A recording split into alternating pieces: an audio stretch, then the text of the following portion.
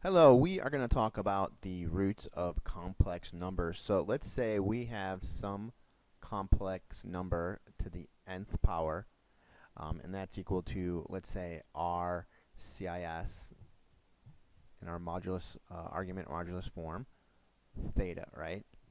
Now the roots are going to be what we can, what we can take to some nth power and get this guy to come out. So let's let our actual z, the thing that we are going to be, which would be our root that we can take to the nth power to equal some complex number here, be rho, the Greek symbol rho. It's a little bit like a p, but it's a little bit different. And then CIS of some angle alpha, right?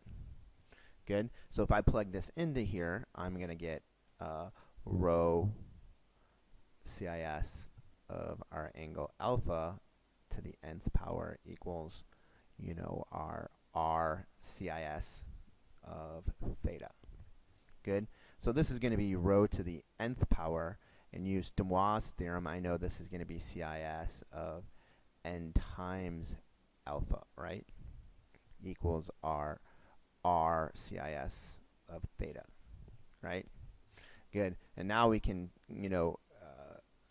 apply two things. We know that our rho to the nth power is equal to r, which means that our rho is going to be the nth root of r,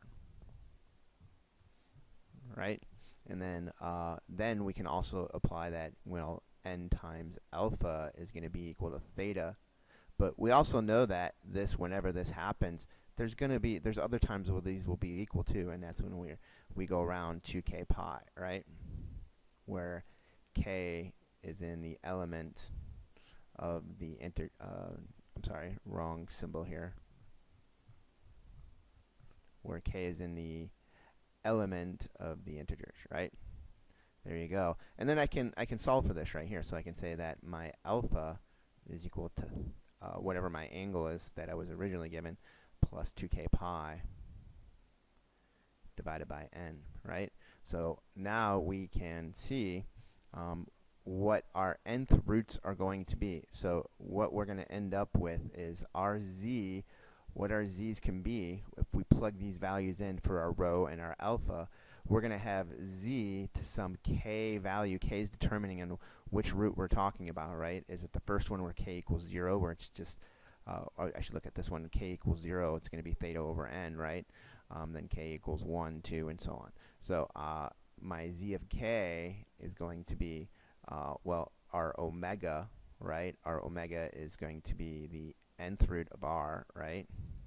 And then I'm going to have CIS. And then inside of here, my alpha is going to be theta plus 2k pi all over n, right? And this is how I can use this to find the roots of all my complex numbers, right? Where k, what can k possibly be equal to in this situation? Well, k, for this guy right here, yeah, k, for this to happen, k can be any integer. But for this guy, my first one is going to be when k equals 0, right?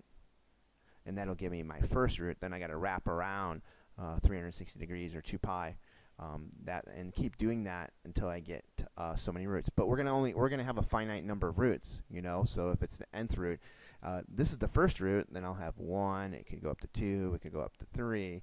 But then it's going to be dot dot dot up to n minus 1. Since it's not going to be nth root because I counted 0, so that would mean if there was like squared, it'd be 0 and 1. If it's the cube roots, 0, 1, 2, 3, this would count for 3 roots. So the 0 means I have to do n minus 1. So right here is what I'm going to do to use this formula to calculate my nth roots of some complex number. So now we're going to look at example 10, and we're going to find the fourth roots of the following and represent them in the complex plane. So the following equation is 16 CIS of 4 pi over 3. So first we're going to write out our formula that we went over just previously. So we know z of k, our kth roots are going to be since it's the fourth root, it's going to be the fourth root of 16, and then it's CIS of 4 pi over 3 plus 2k pi, and it's the fourth root, so it's all over 4, right? And we know that our k is going to be equal to 0, 1, 2, and 3. These will account for our four roots when k equals 0, 1, 2, 3. And those will give us our 4 roots. So we'll go z of 0, right? Actually, what I'll do first is I'll simplify this to make things a little bit easier. I can multiply both sides by multiply top and bottom by a fourth, right? And then I'll have well, this is going to come out to be 4. This is going to be CIS, and this is going to come out to be pi over 3 plus k pi 2 over 2.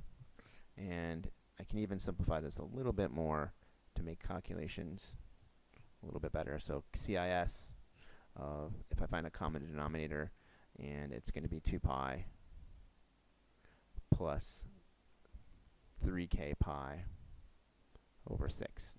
And you can simplify this any way that you like to get the answer, but that's good. So, and then I can go ahead and figure out what my first root is when k equals 0, so z sub 0. When I plug 0 in it, it's going to be pi over 3. So it's 4 CIS of pi over 3, right? And then my next root, when k equals 1, z sub 1, it's going to be 4 CIS. And if I plug 1 into here, I'm going to have 3 plus 2, 5 pi over 6, right? So I have 5 pi over 6. And then my third root, which is z sub 2, I'm going to have 4 CIS. And then if I plug 2 into here, I'm going to have 6 plus 2 is 8 pi over 6, which reduces to 4 pi over 3.